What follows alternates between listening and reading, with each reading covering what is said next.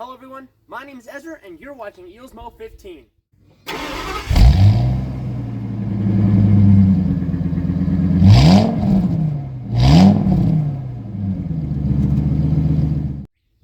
Now in today's video I'm going to be showing you guys my brand new to me 2001 Ford Explorer and 2001 Ford F350. Let's get the show on the road. Alrighty gang, so it's been a long time since I made a video. I do apologize about that. I've had a crazy work schedule, working 2 different jobs, have a different job opportunity now, so I have a lot more time off and it's been wonderful, it's been great.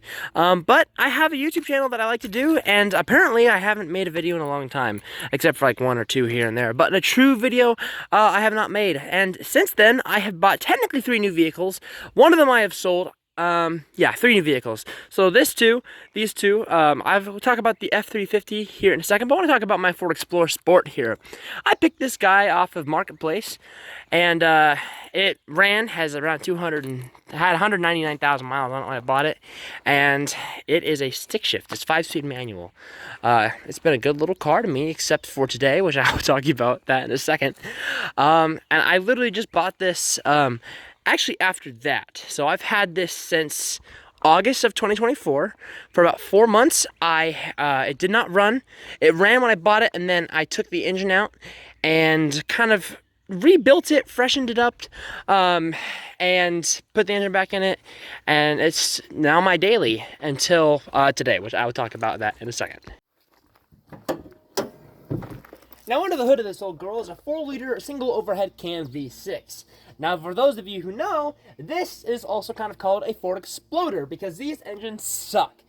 The whole reason I kind of had to pull the engine out in the first place and rebuild it is because the timing chains on these vehicles is a terrible design. There's something called a jack shaft that goes to the valley of the engine. There's a timing chain that runs this bank, but instead of running a timing chain on the other side, on the front, which common sense would use, let's run a chain that goes all the way through the back and then into the back to run the driver's side.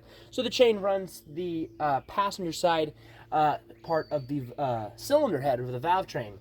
Now in hindsight, that wouldn't necessarily be a terrible idea, except for the fact that you can't access that to service those timing chains at all. The engine's got to come out if you want to fix that.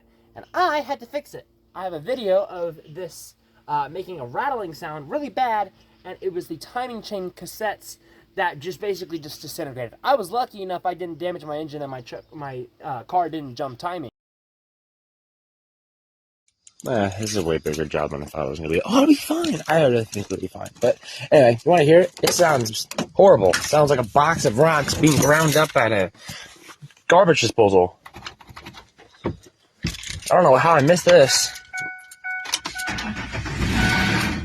Ooh, actually that time wasn't as long.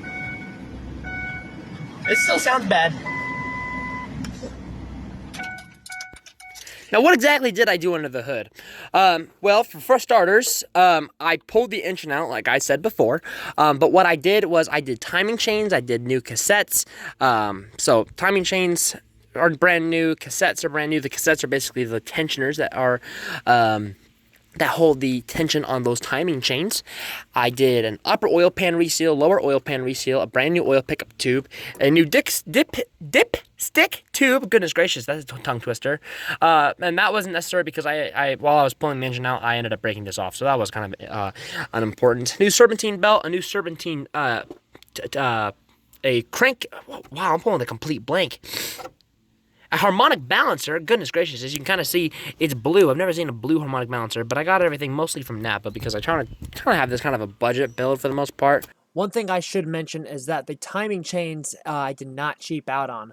I went ahead and ordered from Cloys, and I believe I'm pronouncing that correctly. I Google translated it before I started making this recording. But I got all new, brand new timing chains, new gears, new cassettes, new timing chain tensioners. All of that was from Cloys. I did end up getting a lot of the other parts like head gaskets from Ford themselves, and a lot of the main engine parts from Ford. The head bolts I actually did get from Felpro. I hope that wasn't a bad move, but they seemed like a decent option. And Ford's head bolts were like $70 a bolt, and I think there was like, what, 24 bolts? And I was like, yeah, no, I'm gonna be getting Felpro. There were a few other gaskets here and there that I also got from Felpro, like the valve cover gaskets. But other than that, everything was either OEM from Ford or from Napa. New coolant fluid reservoir with less washer fluid, although that was after the rebuild. Charge the AC. I have a list of everything I've done to this vehicle as well as my truck, which we'll get to in a second. I love this truck so much.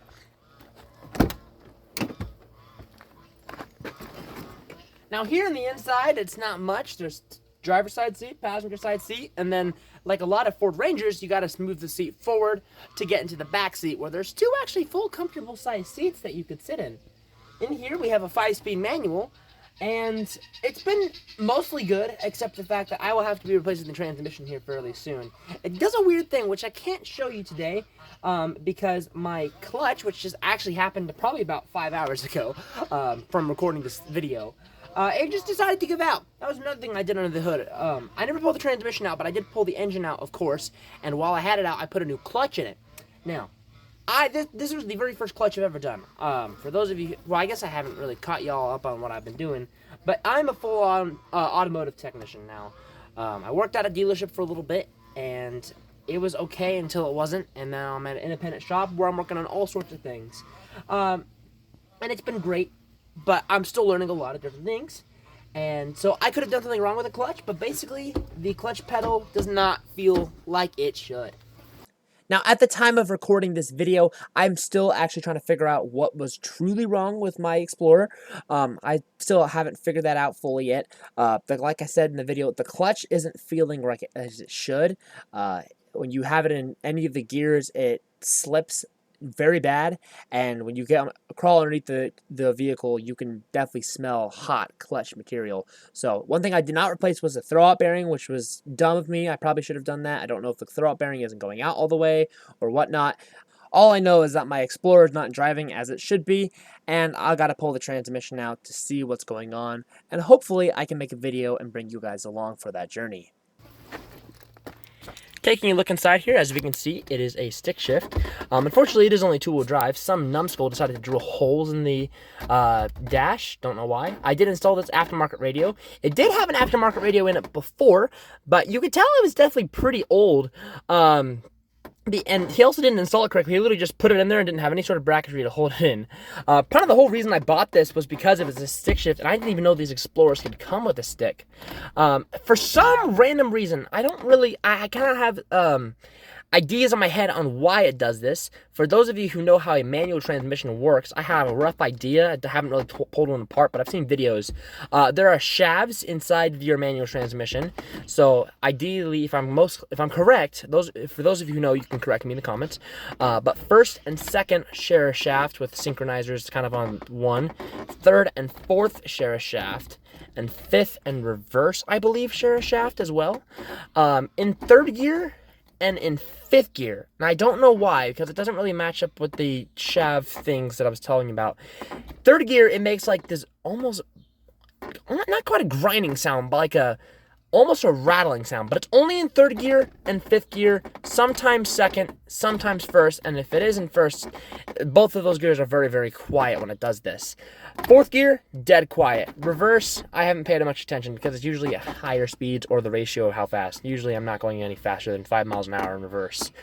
I do have a dash cam in here that I found out at my dad's truck that he wanted to get rid of, or the dash cam he wanted to get rid of. I have Super Mario from a Christmas present because, you know, why not?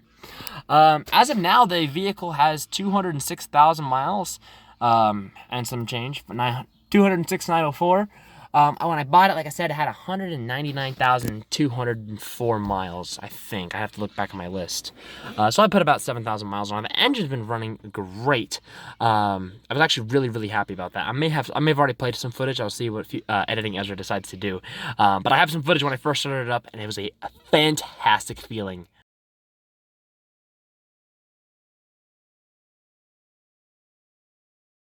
If it starts at all, it's going to be really smoky. It better start.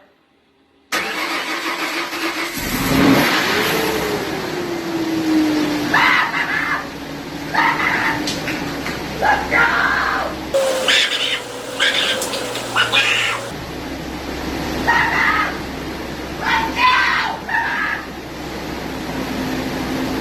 Let's go! Yes!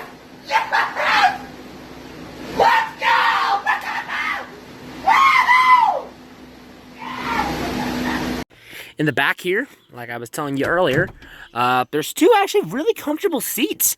Overall, this Explorer is actually, or I should just sort Ford Explorer Sport. I just call it the Explorer because Ford Explorer Sport is, you know, kind of hard to say, and no one wants to say that every single time. But it's fairly clean. The carpets sometimes under the mats are a little bit dirty. I've had those from my original Ranger, and then I had it in my 03 Ranger, which I did make a video of.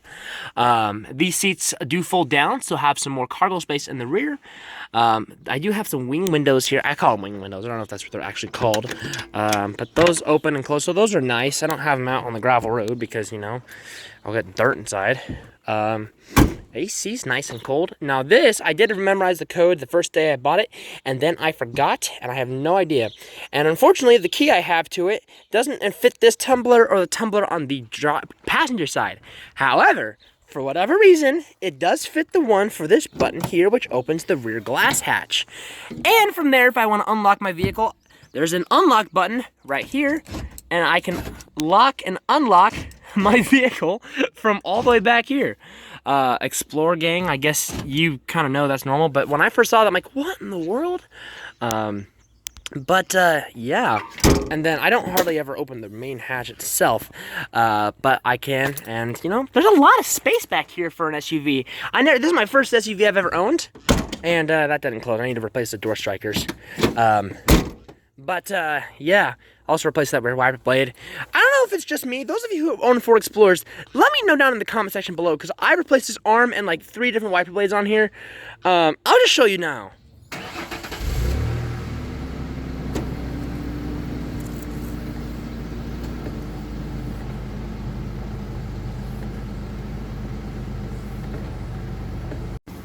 I have no idea why. I've tried so many different types of wiper blades, but it never covers the whole patch of the actual blade itself. This is a smaller one too. I've tried a bigger one and it was way, way worse. But it's not a big deal. It's not like I'm driving backwards the whole time. But I guess now that I have it running, it runs actually really, really good. Like I've said before, I was really, really pleased when I got this engine running for the first time. I wish I could take y'all for a test drive, but like I said, I did something with my clutch. Maybe I'm an idiot. Maybe I don't know how to drive a stick shift as I probably do, because that's a pretty much brand new clutch, but it runs well. No positive or crankcase pressure. I know 7.3 owners do that a lot to check. But the battery I have not replaced, but I had that battery disconnected for like 4 months and it put it back in and started the thing right up. But yeah. This is my Ford Explorer Sport. Her name is Rose. It does have LED headlights, which actually suck. They're so bad. High beams and low beams are basically no different. I need to replace those, and just the headlights in general. But this is my car, and I actually really like it. Furthest I've ever taken it down is about 3.5 hours down to Arkansas. Help a friend move in to college. But other than that, I just drive it back and forth to work. And it's been a good little car until my clutch went out. And like I said, maybe I'm an idiot and doesn't know how to drive a stick shift, but I always thought clutch in, first gear, clutch out, clutch in, second gear. I mean, I know how to drive a stick. My other truck was a stick and I had no problems. I put like, I don't know, 25,000 miles on my other truck? I don't know. Anyway, it's been a good little car. But now over to my more favorited vehicle.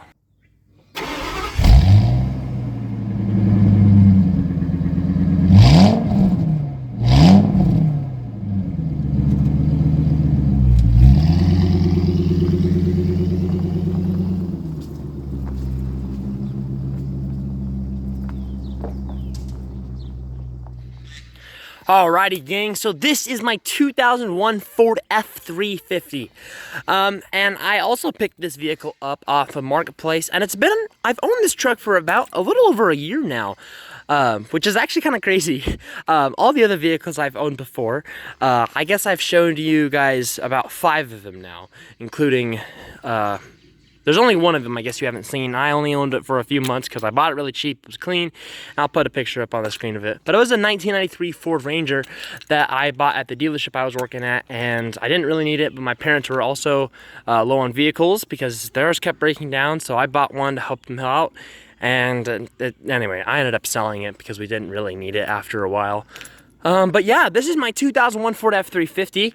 It is the 6.8 liter Triton V10. I so wish this was the 7.3 liter V8 diesel. But it is not. It is the Triton V8, V10. And I'm not gonna lie, I did not want this originally, but it was fairly cheap. Had low miles for what these trucks normally go for on the market. It's still under 200,000 miles, and it actually has done everything I've ever needed it to do. I've done a bunch of work to this truck. This truck, compared to that car, I've spent so much money on this. I have a big list of everything I've spent on this too. Now, the engine's never come out on it since I've owned it. The only thing I've done to the engine is put some OEM Ford spark plugs in them and torque them to spec so they don't shoot into the sky as a lot of these Triton engines do.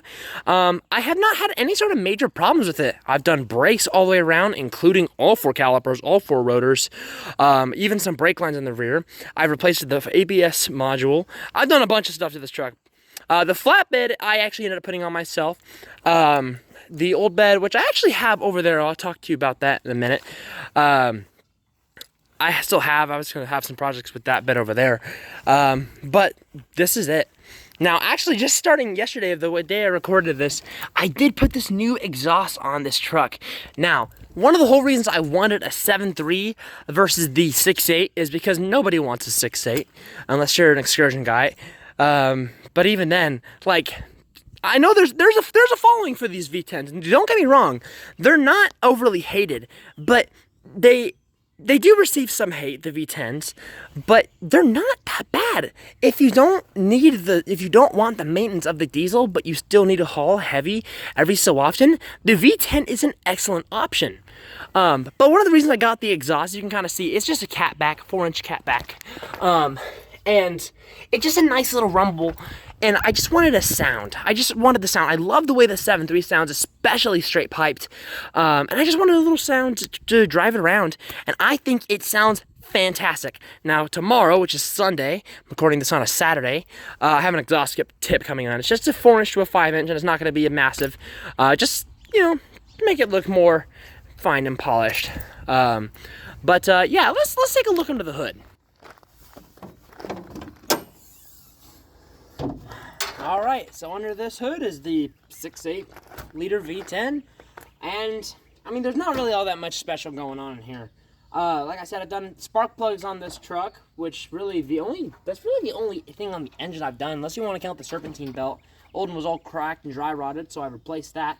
I did completely forget to mention when I was recording this that the other thing I did to this engine was have the exhaust manifold bolts and gaskets replaced, as it was leaking and ticking pretty bad when you drove it around. Of course, it got a little bit less bad when it got hot, but it was still, the bolts were completely shot. So I ended up taking it to the shop that I work at full time now to have that replaced, because I did not have the tools, time, or patience to even mess with that. I did replace this coolant reservoir, replace all the coolant in it, put a new battery in it, and I do have some wires going into the cab, as well as some wires coming up to the front bumper, which I'll show you about in front. I did replace the brake booster, the master cylinder, pretty much everything except some of the hard lines in this truck for the brake system is all brand new. There's nothing else new on this truck, not even the ABS module. Everything else has been replaced. I guess engine-wise modifications, the only other thing I have done is this truck says it requires 5W20, and I ran that for a little bit. I ran Ford Motorcraft Synthetic Blend 5W20, but I started hauling some firewood back from Warsaw, Missouri. It was about an hour and a half from where I live, and when I'm hauling heavy, I noticed there was a rattling sound. Like, what is that? And I was really scared it was timing chains that was rattling, but it only happened under load and never under like any sort of other RPM. So I switched it to a 10W30 weight oil. I used Valvoline because I didn't find at Walmart. I probably could find Motorcraft somewhere, but I couldn't find any Motorcraft 10W30, so I used Valvoline synthetic blend and ran some Lucas oil stabilizer, and I tricked myself into thinking that it went away. Now, I put this exhaust on yesterday, so I put it on Saturday, June 13th. So literally, well, yeah, from the day of recording this yesterday, which would have been a Friday. And I have not heard it since. I've driven probably about 150 miles since then. I have not heard it at all. Now, one thing I did notice is that I did find an exhaust hanger that was broken off my old exhaust. And I don't know if it was just the RPMs going up when it was under load and that just made the thing rattle against the exhaust. But ever since then, I have a new exhaust hanger in there. Haven't heard it since. So you guys get a better look. I did put, I don't know why this stuff keeps happening. It's not like it's over full, but it keeps getting fluid on here. But the fluid level never goes down. Yeah, ABS pump right there. That was $1,000. I bought like 2 or 3 of these because I was trying to fix a problem. Originally, here's what the problem was, and I'll try to help you guys who maybe have a similar issue with a Super Duty or Excursion. So I bled the brakes after I did the. It did this even before I did the brakes. But when I was doing the calipers and the brake pads and the rotors and all that a few months ago, my foot kept going to the floor slowly, not quickly, just slowly, like it was bleeding down somewhere. But my fluid reservoir in my this here never went down ever, and I couldn't figure out what was going on. I didn't have a leak anywhere, or at least I didn't have an external leak, what I should say. And I checked and checked and checked and checked. I replaced the vacuum booster, which didn't make sense to me, but I replaced that anyway. I replaced the master cylinder twice, and that still didn't fix the issue. And the only thing I hadn't touched other than the hard lines was this ABS pump here, not the electronics using it, but the actual hydraulic part. And you can kind of see there are 2 caps right there. Those 2 caps have little plungers in them, and the way you can test this is you can take a screwdriver, or you'll have to take the charcoal canister out of it. But you will, I think this is the charcoal canister. I'm fake now. I can't remember what this is. I'm pulling a complete blank. Whatever this is, you need to remove it out of the way. I think it's a charcoal canister, but now the more I say it, I feel like more and more of an idiot. We're going to pretend we all know what the name of this is, and we're just going to put it off to the side. Those 2 little caps right there, what we're talking about, there are plungers inside. If you take like a straightened out paper clip or a screwdriver or something and stick it down there with those caps in and have a partner or someone push down on the brake, if that thing, I think if it moves up more than 1/4 of an inch, 1/4 of an inch is the max spec, that means that this pump is bad. Essentially, there is fluid bypassing some hydraulic valve in there, and that's why your foot goes to the floor in this. I've bled the brakes so many times. I've used force bleeders by hooking them onto the actual caliper. I've bled them manually, and I probably bled these brakes on this truck probably 6 different times, and it still never fixed the issue until I bought this $1,000 part, which was annoying, but that is a Ford OEM hydraulic pump, which there was very, very few of those, apparently. I got one of those, installed it, brake pedals as hard as a rock. When the truck's off, and when the vacuum's to it, when there's trucks on, it has the vacuum booster, and it doesn't go to the floor anymore, is what I'm saying. Coming back inside the cab, it is a 4-wheel drive truck. This is a parking sensor, which doesn't work anymore because I have the flatbed on it and I did not transfer the sensors over from my old bumper onto this flatbed. Now, I did put this flatbed on myself, and I didn't feel like drilling holes into this thing. And half the time, this system didn't really work. It is a 24, almost 25, no, 24, whatever the math is. It's 24 years old. And I did find that the module or the computer for that is up behind the dash, and I think you have to pull the whole thing out. And I'm like, I don't care. I'll just be a man and use my mirrors and look behind me. But yes, I did install this is a more expensive one. The one I bought for the aftermarket radio I bought for that car was just one, like $150 one I bought from Walmart. This I actually maybe bought from Best Buy. I don't remember. But this is a Sony, and I really, really like this one, actually. Comes with a remote. I've used it a handful of times, but yeah, it's actually a really good unit. It does have buttons. That one has a knob to turn the volume up, but I actually kind of like the buttons now better. My first Ranger I did have an aftermarket unit in that as well, and it did not have a knob, and I thought it was annoying, probably because it was more recessed in and the buttons were here and it was just annoying to press, but I really like it. Please ignore, as I show you this, please ignore all the scratches. I tried to file down some of the lip inside the dash, and I wasn't paying attention, I grabbed that. So I see that all the time, and it makes me very mad. Moving on to the back seat, I think this is an ashtray, but I don't really know.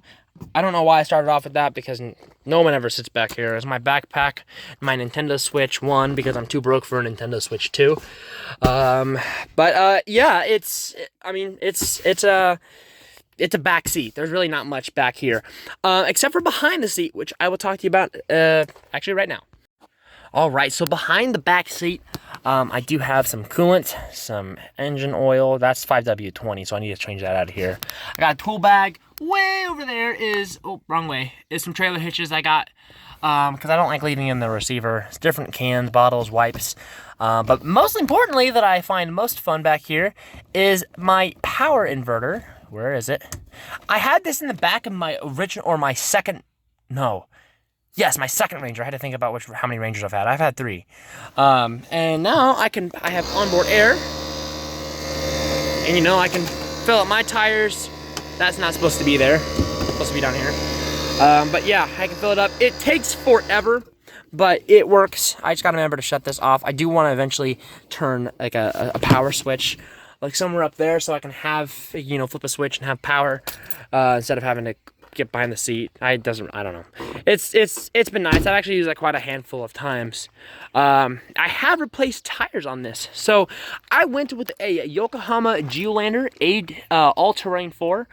I think that's 8AT4. I feel like an idiot actually now that I'm talking about this. And I actually really, really like these. I live here in Missouri, and this last winter we actually had a decent amount of snow. I think we got, there was one time where we got like 8 inches, which, depending where you live, like, 8 inches, that's nothing. But for Missouri, I mean, the last 15 years, we haven't really got that much snow compared to when I was a kid. I remember we used to have a bunch of snow. I mean, 8 inches was, a decent amount for Missouri. My sister and I would make a little, like, snow forts and all that when I was a kid. But I haven't seen all that much snow until recently, and I put those tires on here, and it has done fantastic. Now, this is what I want to talk about. This is probably one of the most expensive things about this truck, a flatbed. It's a short bed, so it took me forever to try to find one. I did not want to spend like $3,000 on a brand new one. But yeah, I found this off Marketplace. I think I actually spent $1,600 on this flatbed. I didn't build these walls, if you can even call them walls. They came with the thing. It was some 17-year-old kid that had it on his 7.3. But yeah, I mean, the only thing I put back on here was I transferred that over from my other bumper to this, and yeah, has D-rings for safety chains and also pulling things out. It's a flatbed. There's really not much except for flatness on here. Now, this. I want to talk about this. This is a 60-gallon fuel cell / toolbox, and I love this thing a lot. I did not put this on here, by the way. It was already like that, and I haven't taken it off. It's not a very deep toolbox, but now that it's a flatbed, I have to strap everything down. There's no rust really on the bed. There was some rust, and the bed rails on the box bed were completely shot. So this was all on here. You can kind of see the way they had it mounted. We'll talk about that line here in just a second. But yeah, I just have tools in here. Ratchet straps, tarps, come along. All sorts of things in here. Now, I have not seen hardly anyone put an auxiliary fuel tank on a gasoline truck. And I tried doing a bunch of research on this to see if this was legal or not. And I got mixed conclusions, and I'm kind of a rebel a little bit, so from what I heard, and I could be wrong, I want to hear what everyone in the comment section has to say, because I could be wrong, but I probably won't listen to anyone anyway, because I'm not taking this off. It's not illegal. It's only illegal if you're using it for DOT, like hot shot trucking. And I'm not a hot shot trucker, and I'm not doing a private loads and all that. That was my understanding. I could be wrong. But like, yeah, so right now it's completely full of gasoline. Oh, sorry. So you can see it's nice and full, and it takes a lot of money to fill this, but it's great. It is a gravity feed system, so there's no electronics going to this to pump it out into my tank. This line comes here, and then I have a valve. This valve, I did see online that you did have to, if you did have an auxiliary tank on the back of your truck, you did have to have a shutoff valve. So I have that, and then it tees into this and then goes back down. I put a lawnmower fuel filter on there, and then it just goes into that. It's technically, like I said, it was a diesel auxiliary fuel tank kit, and then it just goes in. This is a vent line, main fuel tank. And then this is actually a old 4 or 7 pin trailer connector, and I just use that to hold my filler neck. I'd like to make a more better design, but as of now, yeah, the zip ties just keep it from turning. But this is what holds most of the weight. Now, this line right here, I actually added this on about a week ago. I ran into a problem because I'd never thought about this before. When I filled this thing up with gasoline, this thing would build pressure. If you ever leave your gas tank out, like your little gas can, you're mowing the lawn out in the yard, and then you fill it up, it's full of pressure. When you take the little vent valve off, it goes psss. This thing was doing the same thing, but it did not have a vent valve or any sort of relief pressure. The only thing it would release pressure is if you took this cap off. You can smell gas in there. You can't see it, but I can. I mean, it's full, as you saw, according to the gauge. And it would just build pressure. So, what the problem is it would build so much pressure when I had this valve open, draining into my tank. The pressure essentially would act like a fuel pump almost, and was pushing this fuel through that line, into that filter, into the filler neck, and into my main tank faster than my fuel pump in the tank of the truck could pump it out. Now, allegedly that's a 29-gallon tank, but I don't believe it because I've never been able to fit more than 20 in that tank on E. I don't like taking my truck on E because it's bad for the fuel pump and all that. That's just my opinion, but anyway. So, what I did is I found this valve here, which I never really paid attention to, and I made it come up, over, and down. Now, what this does is when this valve is closed, all of the gasoline vapors can go up this top valve. This kind of like a J-trap almost, kind of upside down. Up the vapors, down into here, and then it tees into the line. Since there's no fuel coming through here anymore, since this is shut off, it just goes in through the filter, into the tank, and then however the truck handles its vapors from that tank, it just kind of shares it, and I've had no problems with it so far. When the valve is open, sometimes it does build a little bit of pressure. It's slower than it was before since I've added this on here, but I'd rather be slower and not blow up my truck than, you know, yeah, anyway, so it's been a great system. I love this thing. I have not gotten pulled over. I have not had any trouble with this tank yet so far. It's been a really, really good toolbox. I picked it up on Marketplace again for $350. Now, the only mounting points that were on this toolbox when I bought it were these 2 tabs. Sorry, I got to pay attention to the camera and not where I'm looking. So I put these bolts in here. Yes, they are carriage bolts. I didn't those are just scrap bolts I had lying around. So they're not the correct bolts, but they hold it in fine. This here is some old baler belt that I had lying around when I used to work at John Deere. And they get like, hey, you want some baler belt? I'm like, sure, I'll use it for something. And I found that. I saw some other farmer guys do this with their tanks. So just keep the bottom of it in, and it's also been great. But the problem is that it didn't have anything for the back. So what I did is I went to the hardware store, and I just got these turnbuckles, drilled a hole through here, put it into the toolbox side, not the fuel tank. And, you know, it's just enough just to kind of hold it in, keep it from rattling. The other side is the same way. As you can see, I have a shovel here, which, I mean, it's a shovel. Handmade winch. Actually, some of you actually may remember this part. The winch used to come off my little small trailer, but this actually used to be in the receiver of my first Ranger that I had, and some people asked about it, and it's like, it's just a trailer jack that people would put in. So, but it fits in my receiver, and I actually have used this a couple times now. So it's actually kind of nice. I've used this a couple times now. But yeah, turnbuckle, it does what it does, and some wind wheel chocks. Yeah, there's really not much more to this truck. I've spent a lot of money on it. As of now, I paid about $8,300 for this truck. Had 170,000 miles. I bought tires, I bought wheels, I bought the flatbed. I could go through a whole list. I'll probably show it on my computer of everything I've ever bought for this truck. Every nickel and dime. Yeah. All right, so I couldn't get my screen recorder to work, and I'm too lazy to try to figure out what's wrong with it right now. But as you can see here, I have every single thing I've ever spent on this truck ever. The repair that I did, or the service, or whatever, the maybe modification, how much it costed, when I did it, the mileage it was done, and any sort of notes I want to. Sometimes I don't put notes, sometimes I do. And as you can see, it was $18,359.65 for everything I've ever done on this truck. Now, one thing I really want to make clear is that a lot of the things on this truck weren't bad from the get-go itself. I went ahead and replaced a lot of these parts just because, you know, why not? When I did the brake jobs, I might as well get all new calipers, all new rotors, all new flexible brake lines. The ABS module, hydraulic pump, whatever you want to call it, that was bad, so I didn't need to replace that. The bed wasn't completely shot, and I could still use it, but I wanted a flatbed, so I went ahead and bought that. I did get new sets of wheels for this truck, which I will talk about that later in the video. I didn't need that, but I went ahead and spent money on that anyway. Lots of other things here and there within that list that you see that I didn't necessarily need, but went ahead and replaced anyway. One other thing I wanted to talk about this flatbed.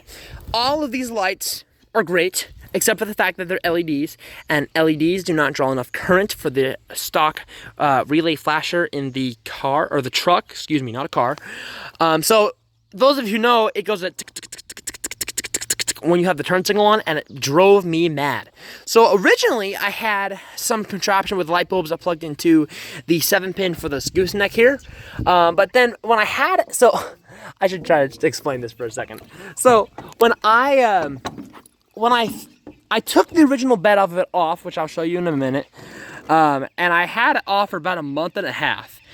So I needed taillights, so I just bought those from Tractor Supply and just plugged those in. But those do the same thing. I just plugged them into the 7-pin, and they just trigger my turn signals and doesn't go click, click, click, click, click, click, click. So, yeah. And I don't have a gooseneck trailer, so it just kind of goes in there. And it doesn't close all the way. It's kind of annoying, but try not to think about it. Yeah. And right here is my old original bed. I want to turn it into like a truck bed trailer, and then turn that truck bed trailer into like a small, like an adventure camper almost.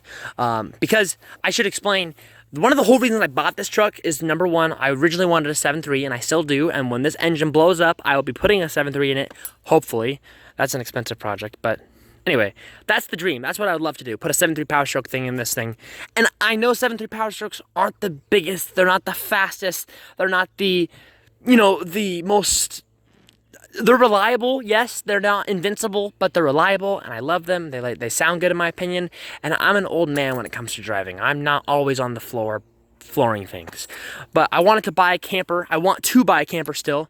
But I also like going traditional camping. So I had this. I wanted to get rid of this. But I didn't want to get rid of it, I guess you could say. I wanted to use it for something. You can see that's really all the rust it had on here, body wise, and then the bed rails are shot, as you can see. It's just sitting here on my gorilla cart because I needed somewhere to put it and move it. But I want to put like a camper shell on this, put like maybe a actual sleeping bed in here, and you know, go on small little camping adventure trips. And I think it'd be cool to have the matching bed with the matching truck. Now, one of my favorite YouTubers, Truck House Life up in Alaska, he did kind of a similar thing where he turned his truck bed trailer, or he turned his truck bed into a trailer, except he used it for his snowmobiles and all that. So I don't know why I'm such a small little guy compared to him, but yeah, I love watching his videos, and you know, he's kind of cool, inspiring. But anyway, these are the original wheels I had on this truck, and you know, the clear coat was kind of peeling off.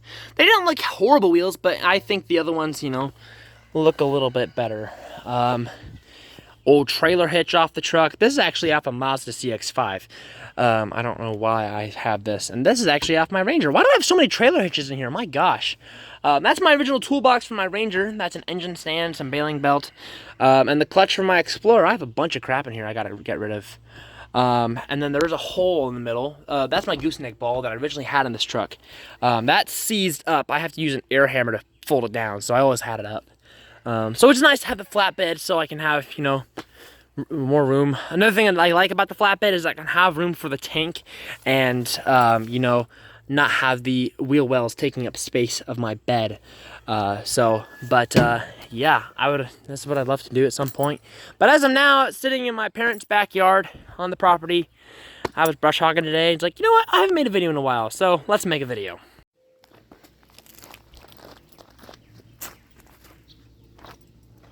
Anyway guys, this is going to conclude today's video. Thank you guys so much for watching my video. I know it's been a long time since I made a video, and I do apologize about that. I did want to at least acknowledge the fact that we have hit over 300 subscribers.